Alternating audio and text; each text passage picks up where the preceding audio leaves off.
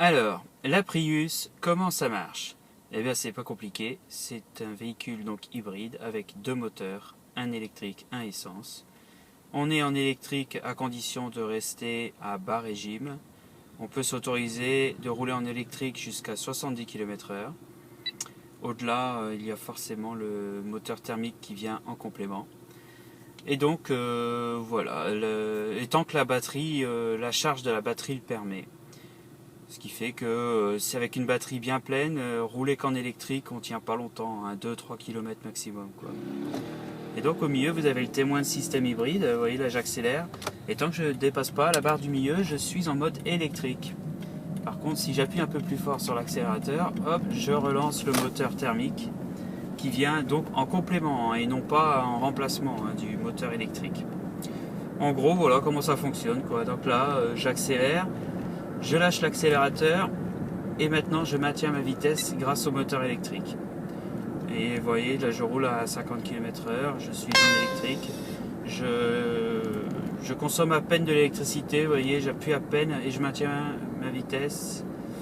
Et je récupère de l'énergie quand je lâche l'accélérateur et quand je freine. Vous voyez, vous avez le témoin CHG, vous allez voir, hop, là je suis occupé de freiner et je renvoie du courant dans la batterie en même temps. Voilà, le principe c'est ça, quoi. Ça renvoie du courant quand ça roule également, quand le moteur essence tourne. Donc là on le verra sur ce graphique ici. Voilà. Donc là vous aurez les flèches qui indiquent quel moteur fait avancer la voiture. Et le sens des flèches aussi pour montrer en temps réel si on est en train de dépenser de l'énergie électrique ou de recharger, quoi.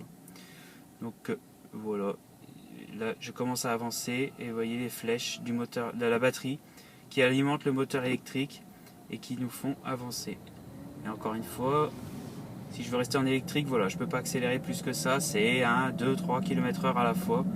Si je rallume le moteur, vous voyez les flèches rouges qui rentrent en action et qui, là je relâche et vous voyez les flèches vont dans l'autre sens puisque je décélère. Et là j'accélère, là je décélère et ainsi de suite. Voilà, et tout ça se fait en toute transparence pour le chauffeur. Ça, on doit absolument s'occuper de rien, hein. C'est une voiture automatique, hein, donc un accélérateur, un frein tout simplement, quoi. Et la voiture se gère tout seul.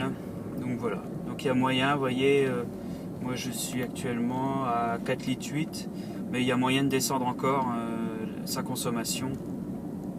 En faisant bien attention d'avoir une conduite bien écologique, il y a moyen d'être à 4,5 litres. Moi, le plus bas que je suis descendu sur un plein complet, c'était 4,2 litres. J'ai fait 1000 km avec 43 litres d'essence. Maintenant, il y en a qui font encore plus. Voilà. J'enclenche une petite marche arrière, un créneau. Et puis bah, voilà, je vous ai dit l'essentiel de ce que je voulais dire. Et je vous dis à bientôt.